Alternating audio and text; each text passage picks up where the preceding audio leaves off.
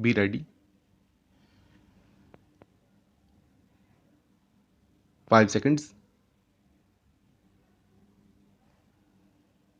Start. Sir, concern has been voiced in the report on the threat from the sea, that is, the Indian Ocean. It is so obvious that old colonial countries and those who have a little hand over that outlook have not forgotten the showing of the flag through the old gunboat diplomacy, or now in modern parlance called force diplomacy, especially the superpowers who tend to interact into local disputes and get opportunities for intervention in such matters. No presence of any external powers is what we stand for, and this is what our aim should be. But together with this, we should not neglect the littoral states of the Indian Ocean.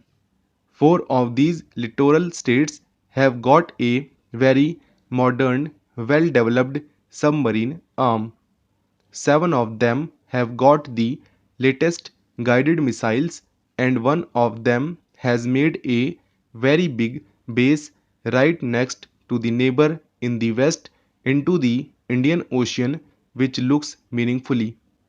I am saying this because we should not be caught up in the Diego Garcia affairs, but we should view the whole situation with more practicality. The only way to solve this problem in time to come is to build up our own naval power. In respect of that, I feel in the last few years there has been a little trend of rethinking in the building up of our naval power, but even today, with the allotment to the Navy being only about rupees 175 crores, the ratio of the budget of the Navy is still within 10% of the entire defense budget. Modern countries having a navy worth the name are spending at least one third of their defense budget on the navy. Whatever constraints hold us from doing so is best for the minister to look into. But my plea would be that the navy deserves much greater attention that it has so far received. I must compliment the Navy for its fine turnout, as I had the privilege of viewing the Naval Review recently held in Bombay, and it certainly was a stirring sight to see the Navy and all its ships displaying very good morale. The task of the Navy, being a dimensional service, is only to defend the country's long coastline, its trade and sea lanes, but also to patrol and keep good watch on potential threats. This is essential for our security. Coming to the Air Force, which rated as the fifth or sixth largest in the world, it has had a very high record, and under the new Air Chief of Staff, I am sure it will continue to keep this record up.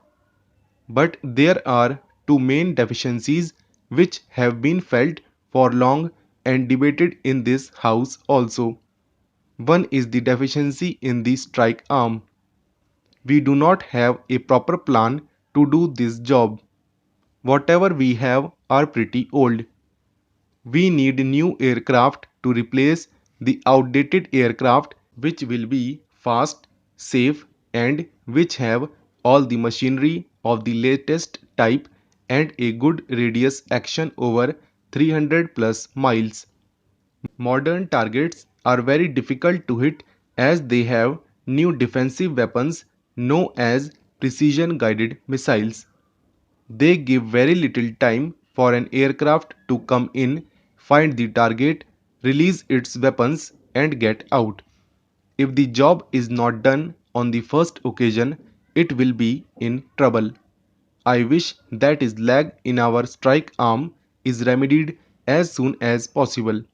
The other deficiency which the Air Force has is in the transport arm.